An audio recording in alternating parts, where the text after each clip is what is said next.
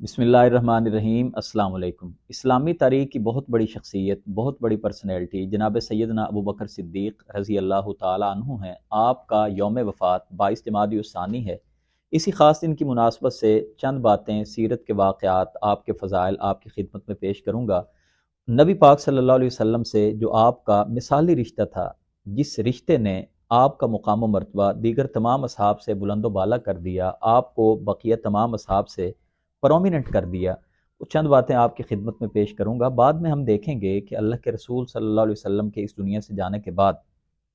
آپ کی خلافت کے ابتدائی دنوں میں بڑے بڑے فتنوں نے سر اٹھایا۔ آپ ان فتنوں کے آگے کس طرح آہنی دیوار بن کے کھڑے ہوئے اور کس طرح ان تمام کے تمام فتنوں کو کچل دیا،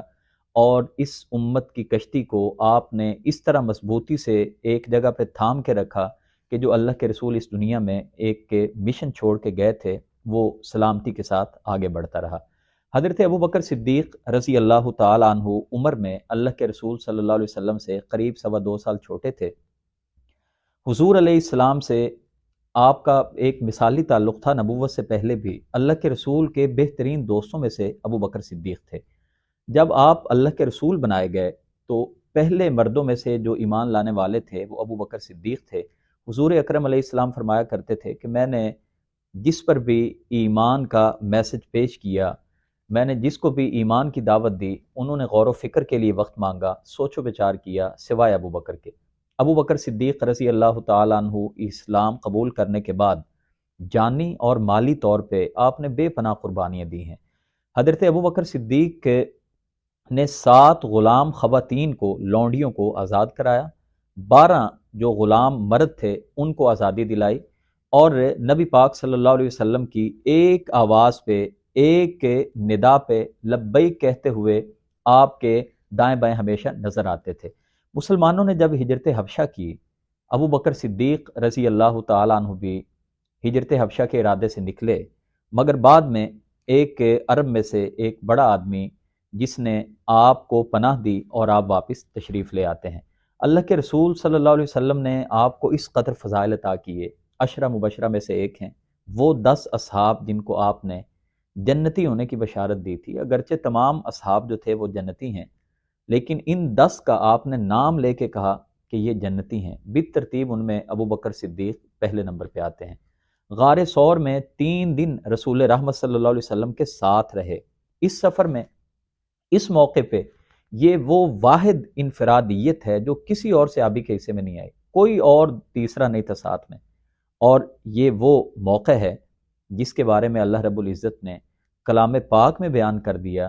کہ جب نبی پاک صلی اللہ علیہ وسلم کے ساتھ ابو بکر صدیق تھے، ثانی اثنین،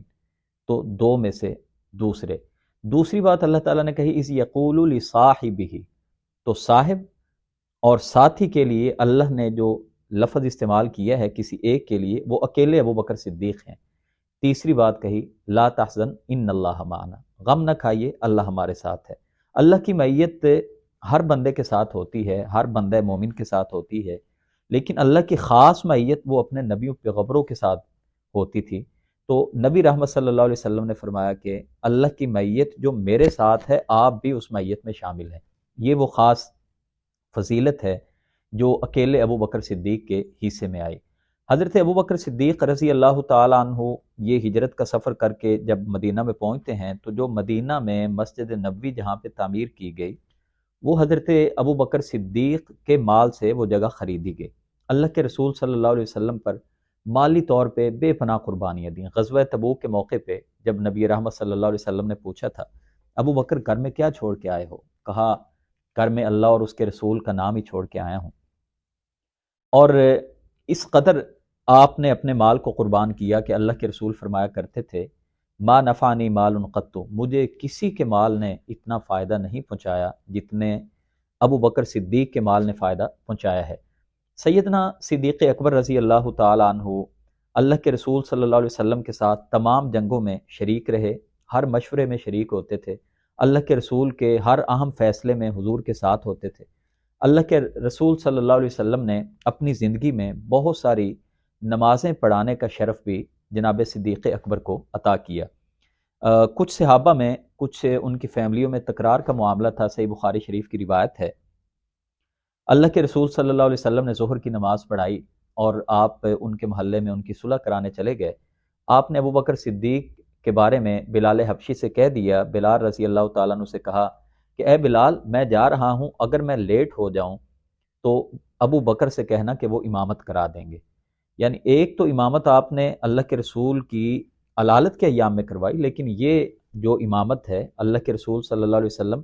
ابھی حیات ہیں اور آپ صحت مند ہیں، آپ کسی غرض سے گئے صلح کرانے کے لیے، تو آپ نے فرمایا کہ ان کو کہنا وہ امامت کرا دیں گے۔ ٹائم ہوا، ابو بکر صدیق نے نماز عصر شروع کر دی۔ اللہ کے رسول جب واپس آئے، اصحاب نے دیکھا تو انہوں نے سیٹیاں بجانا شروع کر دی، تالیاں بجانا شروع کر دی۔ صحیح بخاری میں یہ تفصیلی روایت موجود ہے۔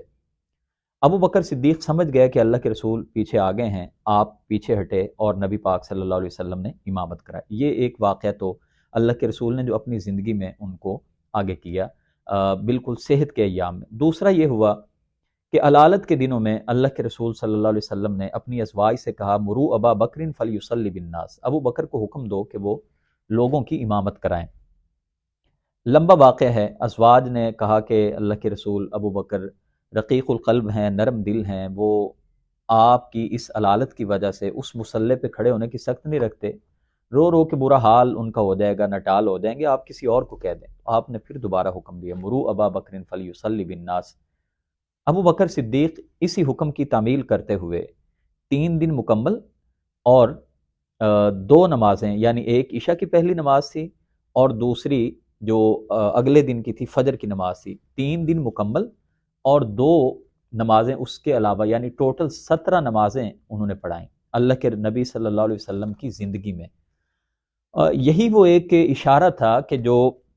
بڑے بڑے صحابہ سمجھ گئے تھے کہ اللہ کے رسول صلی اللہ علیہ وسلم کے نبوت و رسالت سے پہلے بھی ساتھی رہے اور نبوت و رسالت کے بعد بھی ہمیشہ آپ کے قریب ترین لوگوں میں رہے، اور پھر آپ نے اپنے مصلے پہ کھڑا کر کے یہ میسج دے دیا ہے کہ جس طرح دینی معاملات میں میں نے نیابت امامت،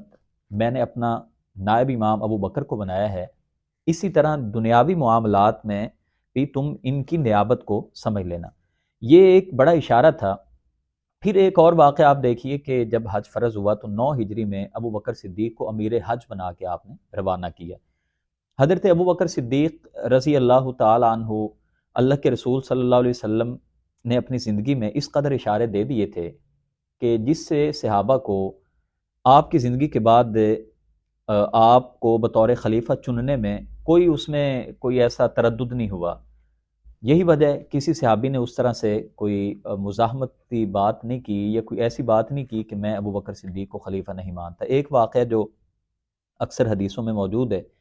کہ اللہ کے رسول صلی اللہ علیہ وسلم کے پاس ایک خاتون آئیں کسی کام کے لیے، تو اللہ کے رسول نے فرمایا کہ پھر کسی ٹائم آ جانا۔ تو اس خاتون نے پوچھا کہ اگر میں آؤں اور آپ مجھے نہ ملیں، تو آپ نے فرمایا کہ پھر ابو بکر سے مل لینا۔ اسی طرح اللہ کے رسول صلی اللہ علیہ وسلم نے ایک موقع پہ کچھ لکھوانا بھی چاہا۔ صحیح بخاری شریف میں روایت موجود ہے، صحیح مسلم میں روایت موجود ہے کہ آپ نے حضرت عائشہ صدیقہ رضی اللہ تعالیٰ عنہ کو کہا کہ میرا دل چاہتا ہے کہ میں اپنے بعد ابو بکر صدیق کا نام بطور خلیفہ کے لکھوا دوں، ان کو میں لوگوں کو بتا دوں۔ لیکن پھر آپ نے فرمایا کہ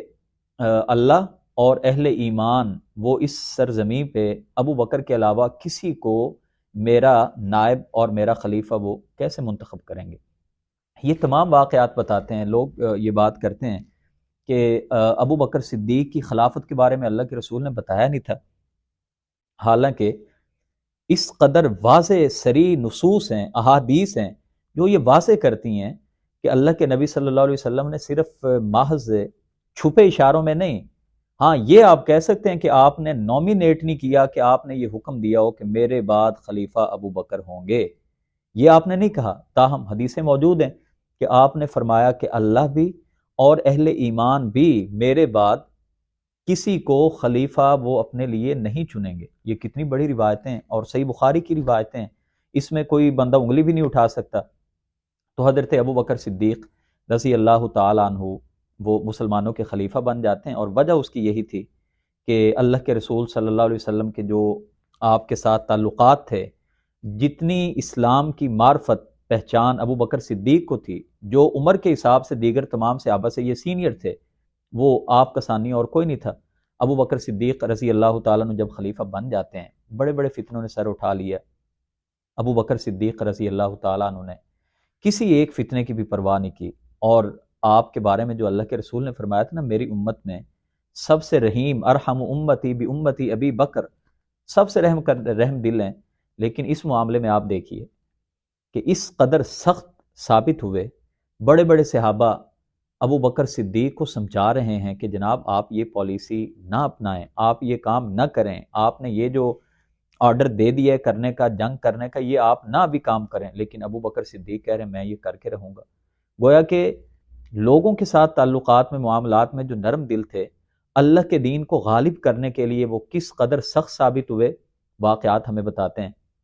اور میں اکثر یہ بات کرتا ہوں، ابو بکر صدیق رضی اللہ تعالیٰ عنہ کو جو رسول خدا کی صحبت میسر تھی، جو مزاج شناس تھے اللہ کے رسول کے، وہی اثرات تھے، وہی برکتیں تھیں، وہی رحمتیں تھیں کہ جو ابو بکر صدیق نے ان مشکل ترین اور کٹھن لمحات میں اس امت کو یکجا رکھا اور ان فتنوں کو فوری طور پہ کچل کے ان کو پنپنے نہ دیا۔ میں کہا کرتا ہوں کہ ابو بکر صدیق رضی اللہ تعالیٰ عنہ اگر اس وقت جو عمر فاروق مشورے دے رہے تھے اور صحابہ مشورے دے رہے تھے کہ ماں نے انہیں زکوٰۃ کے خلاف جنگ نہ کریں، اسامہ بن زید کو آپ امیر لشکر نہ بنا کے بھیجیں یا ابھی اس کا توقف کر دیں، اگر ان کی بات مان لیتے تو شاید بہت سارے فتنے جو عثمان غنی کے دور میں شروع ہوئے تھے وہ شاید ابو بکر صدیق کے دور میں شروع ہو جاتے۔ یہ وہ برکتیں تھیں، آپ کے فیصلے تھے۔ مثال کے طور پہ آپ نے جو سب سے پہلا فیصلہ کیا وہ لشکر اسامہ کی روانگی کا تھا، خلیفہ بن گئے، خلافت کے بعد لشکر اسامہ کو بھیجنا یہ ایک بہت مشکل اور ایک تاریخی فیصلہ آپ کہیے کہ ایسے حالات میں جب بڑے بڑے فتنے ہونا شروع ہو گئے ہیں اور مدعیان نبوت موجود ہیں، ماں نے انہیں زکوٰۃ ہیں، زکوٰۃ سے انہوں نے انکار کر دیا وغیرہ، اب ایسے حالات میں یہ بھی خطرہ تھا کہ مدینہ کے اوپر حملہ نہ ہو جائے، جب صحابہ کو باہر بھیج دیں گے تو مدینہ میں دفاع کرنا مشکل ہو جائے گا۔ نبی پاک صلی اللہ علیہ وسلم نے اپنی زندگی کے آخری ایام میں جو فیصلہ کیا تھا، جو آپ نے ایک مہم پہ روانہ کیا تھا، وہ حضرت اسامہ بن زید تھے، جن کو سریہ موتا کا بدلہ لینے کے لیے آپ نے روانہ کیا تھا، اور ان کی معیت میں ان کی زیر قیادت ابو بکر صدیق اور عمر فاروق بھی عام فوجی کی حیثیت سے لڑائی میں شامل تھے۔ یہ صحابہ کی جو جماعت تھی یہ باہر جا کے مدینہ کے باہر ایک مقام پہ جا کے رک گئے، کیونکہ اللہ کے رسول صلی اللہ علیہ وسلم کی جو علالت تھی، یہ خاصے پریشان تھے کہ ہمیں اللہ کے رسول کی صحت کے بارے میں کچھ خبر مل جائے تو پھر ہم آگے چلیں گے۔ خبر ملی کہ اللہ کے رسول صلی اللہ علیہ وسلم اس دنیا سے رخصت ہو گئے، یہ واپس آئے، اللہ کے رسول صلی اللہ علیہ وسلم کی تدفین میں شامل ہوئے، ابو بکر صدیق خلیفہ بن گئے اسی دن، یعنی 12 ربیع الاول 11 ہجری کو آپ خلیفہ بن گئے۔ آپ نے جو سب سے پہلا فیصلہ کیا، آپ نے فرمایا کہ اس لشکر کو روانہ کیا جائے۔ بڑے بڑے صحابہ کے مشورہ دے رہے ہیں کہ اس لشکر کو ابھی روک لیا جائے، بعد میں ہم روانہ کر دیں گے، تو فرمایا کہ جس لشکر کو اللہ کے رسول نے روانہ کیا تھا، ابو بکر اس کو کبھی نہیں روک سکتا۔ عمر فاروق آئے، کہنے لگے چلیں اگر آپ نے یہ لشکر بھیجنا ہے تو آپ اسامہ کو بدل دیں۔ حضرت اسامہ کی عمر محض 18-19 سال تھی، بڑے بڑے سینئر صحابہ ان کی زیر قیادت تھے، کہا کہ آپ اسامہ کو بدل دیں۔ ابو بکر صدیق سیدنا فاروق اعظم سے کہنے لگے اے عمر، تیری ماں تجھے گم پائے، جسے اللہ کے رسول نے امیر مقرر کیا ہے، ابو بکر اس کو امارت سے کیسے ہٹا سکتے؟ آپ نے کہا فوری اس لشکر کو روانہ کروں گا اور اسامہ بن زید کی قیادت میں روانہ کروں گا، کیونکہ اس لشکر میں حضرت ابو بکر صدیق خود شامل تھے، آپ خلیفہ بن گئے اور آپ اس میں ان کے ساتھ نہ جا سکے، اور حضرت عمر فاروق کے بارے میں آپ نے اسامہ بن زید سے اجازت لی امیر لشکر سے کہ ان کو میرے پاس چھوڑ دیں مشاورت کے لیے۔ یہ لشکر چلا گیا، 40 دنوں کے بعد یہ فاتحین غانمین بن کے واپس پلٹے، اور ابو بکر صدیق کا یہ فیصلہ اس قدر صائب درست بیٹھا کہ پوری دنیا عرب پہ ایسی مسلمانوں کی داغ بیٹھی، رومی اس قدر خائف ہو گئے کہ وہ سمجھ گئے یہ مسلمان کیا چیز ہیں، ابھی ان کے نبی، ابھی ان کے ایمان کا مرکز و محور اس دنیا سے گئے ہیں، اور ان کے پاس کتنی کو افرادی قوت ہے کہ یہ ہم سے پھر لڑائی کرنے آ گئے۔ سو یہ قافلے کا جانا تھا کہ مسلمانوں کا جو رعب اور دبدبہ ہے جو نبی پاک کے اس دنیا سے جانے کے بعد جس میں کچھ کمی آنے کا امکان تھا وہ اسی طرح برقرار رہا۔ پھر اسی طرح مدعیان نبوت کا جو فتنہ تھا، جن لوگوں نے نبوت کا دعویٰ کیا ان کے خلاف کاروائیاں کی،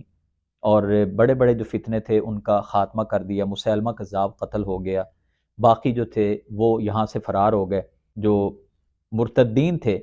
ان کے خلاف آپ نے 11 مہمات روانہ کی، 11، ایک دو نہیں، 11 مہمات روانہ کی کہ یہ جو مرتد ہو گئے ہیں ان کا تدارک کر کے آیا جائے۔ تو یہ جو اسی طرح ماں نے انہیں زکوٰۃ کا فتنہ تھا، کچھ لوگوں نے زکوٰۃ دینے سے انکار کر دیا۔ عمر فاروق نے کہا کہ ان کے خلاف ابھی لڑائی نہ کیجیے، اور یہ انکار نہیں کر رہے، مطلب یہ کہہ رہے ہیں کہ ہم اپنی مرضی سے دے لیں گے جس کو چاہیں گے۔ تو ابو بکر صدیق نے عمر فاروق سے کہا، عمر جاہلیت میں تو بڑے بہادر تھے، اسلام میں اتنے بزدل بن گئے ہو، اور کہا کہ اگر اللہ کے رسول کے دور میں اونٹ کو باندھنے والی اگر ایک رسی بھی زکوٰۃ میں دیتے تھے، آج مجھے نہیں دیں گے، میں ان کے خلاف اسی طرح جہاد کروں گا جس طرح کفار سے قتال کر رہا ہوں۔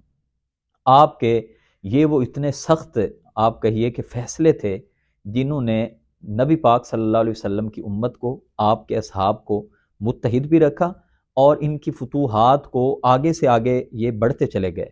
حضرت ابوبکر صدیق رضی اللہ تعالیٰ عنہ کا جو یہ مختصر دورانیہ ہے خلافت کا، 2.25 سال تقریباً بنتا ہے، 2 سال 3 مہینے 10 دن، آپ نے اس میں جو بڑے بڑے کام کیے، ایک تو آپ نے میں کہہ سکتا ہوں کہ آپ محافظ ختم نبوت ہیں، محافظ دین محمد الرسول اللہ، آپ نے جس انداز میں حفاظت کی۔ حضرت ابو ہریرہ رضی اللہ تعالیٰ عنہ نے کہا تھا، جب حضرت اسامہ کا لشکر فاتح بن کے واپس آیا تھا تو حضرت ابو ہریرہ رضی اللہ تعالیٰ عنہ نے کہا تھا، لا الہ الا ہو، آج اگر ابو بکر ہمارے خلیفہ نہ ہوتے تو شاید اس روئے زمین پہ اتنا فتنہ فساد انتشار ہو جاتا کہ اللہ کا نام لینے والا بھی کوئی نہ بچتا۔ یہ انہوں نے 3 بار الفاظ کہے تھے، لا الہ الا ہو، کہ آپ نے اس انداز میں کوئی لچک اس میں نہیں آئی، آہنی دیوار بن کے کھڑے ہو گئے، اور اس طرح ایک فولادی اعصاب کے ساتھ ڈٹے رہے کہ جس کی رائے بھی اللہ کے رسول کی تعلیمات کے خلاف آتی تھی اس کی کوئی پرواہ نہیں کی۔ آپ کے جو بڑے بڑے کارنامے ہیں وہ عراق شام کی فتوحات ہیں، اور ایک ایک جنگ، ایک ایک مارکہ وہ اتنا بڑا ہے کہ وقت اجازت نہیں دیتا، تنگی داماں کی وجہ سے میں ان کو صرف نظر کر رہا ہوں۔ لیکن اگر ہم بڑی بڑی باتوں پہ ایک دو باتیں کر کے بات ختم کرتا ہوں کہ آپ کے جو بڑے کارناموں میں آپ نے ان ڈاکوؤں کو ختم کرایا جنہوں نے قصر نبوت پہ ڈاکہ ڈالنے کی کوشش کی تھی، تو آپ بہت بڑے محافظ ختم نبوت ہیں۔ اس جنگ میں 1200 کے قریب اصحاب شہید ہوئے۔ عمر فاروق نے مشورہ دیا کہ یہ کلام پاک تو جو ابھی تک بکھرا ہوا ہے، چمڑے پہ لکھا ہوا ہے، اونٹ کے شانے کی ہڈی پہ لکھا ہوا ہے، پتھر پہ لکھا ہوا ہے، مختلف جگہوں پہ بکھرا ہوا ہے، تو آپ اس کلام پاک کو ایک جگہ پہ یکجا کرا دیں، کہیں ایسا نہ ہو حفاظ قراء اسی طرح شہید ہوتے چلے جائیں اور بعد میں قرآن کریم میں اختلاف پیدا ہو جائے۔ حضرت ابوبکر صدیق نے قرآن کریم کو کتابی شکل میں ایک جگہ پہ جمع کرا دیا، یہ آپ کا بہت بڑا کارنامہ ہے۔ گویا کہ سب سے پہلے جو قرآن کریم کو کتابی شکل میں جمع کروایا وہ جناب صدیق اکبر رضی اللہ تعالیٰ عنہ تھے۔ آپ نے جمع کروایا، یہ اتنا بڑا کارنامہ ہے کہ اگر آپ جمع نہ کرواتے تو شاید کلام پاک میں اسی طرح کا آج اختلاف دیکھنے کو ملتا جس طرح تورات اور انجیل میں ہمیں نظر آتا ہے۔ ایک اور جو آپ کا بہت بڑا کارنامہ ہے وہ آپ نے اپنے بعد خلیفہ سیدنا فاروق اعظم کو نامزد کیا، اور یہ خلفائے راشدین کا ایک مثالی دور تھا۔ 10.5 سال جناب فاروق اعظم مسلمانوں کے خلیفہ رہے، اسلام کی جو فتوحات تھیں وہ بڑی تیزی کے ساتھ آگے بڑھی۔ حضرت ابوبکر صدیق رضی اللہ تعالیٰ عنہ اس قدر اس دین کے محافظ ثابت ہوئے کہ حضرہ موت کے علاقے میں خبر ملی کہ حرکت البغایا، کچھ شریر قسم کی خواتین تھی، لڑکیاں تھیں فاحشہ قسم کی، انہوں نے جب ان کو خبر ملی کہ اللہ کے رسول اس دنیا سے چلے گئے ہیں، کہا جاتا ہے کچھ یہودی تھیں اور کچھ اسود انسی پر بھی ایمان لانے والی تھیں، جب ان کو خبر ملی کہ اللہ کے رسول اس دنیا سے چلے گئے ہیں، انہوں نے مہندی لگائی اور اللہ کے رسول کی وفات کی خوشی کرتے ہوئے انہوں نے دف بجانے شروع کر دیے۔ کسی اہل ایمان نے سیدنا صدیق اکبر کو اس معاملے کے بارے میں لکھا، آپ نے وہاں کے گورنر کو مہاجر بن ابی امیہ کو لکھا اور کہا کہ فوری طور پہ فوج روانہ کر کے ان فاحشہ عورتوں کو گرفتار کرا کے ان کے ہاتھوں کو کاٹ دیا جائے، وہ ہاتھ جو نبی پاک کے اس دنیا سے جانے کی خوشی منا رہے ہیں ان کو کاٹ دیا جائے۔ آپ کے اس فیصلے سے یہ ثابت ہوتا ہے کہ آپ کس قدر دین محمدی کے محافظ تھے اور اللہ کے رسول صلی اللہ علیہ وسلم کے دین کے پاس باں کے طور پہ اس دنیا میں حیات رہے۔ آپ کی وفات 22 جمادی الثانی کو ہوئی، اور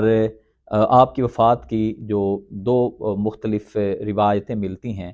تو ایک تو یہ ہے کہ آپ کی وفات نبی پاک صلی اللہ علیہ وسلم کے اس دنیا سے جانے کے بعد آپ غمگین رہتے تھے اور اسی غم میں آپ کی وفات ہوئی۔ بعض نے یہ لکھا ہے کہ آپ کی خدمت میں کسی نے کھانا پیش کیا، جو گوشت وغیرہ بنا ہوا تھا، دلیا ملا ہوا تھا، تو اس کے اندر زہر ملا ہوا تھا۔ ابو بکر صدیق کے ساتھ جو ساتھی کھانا کھا رہے تھے،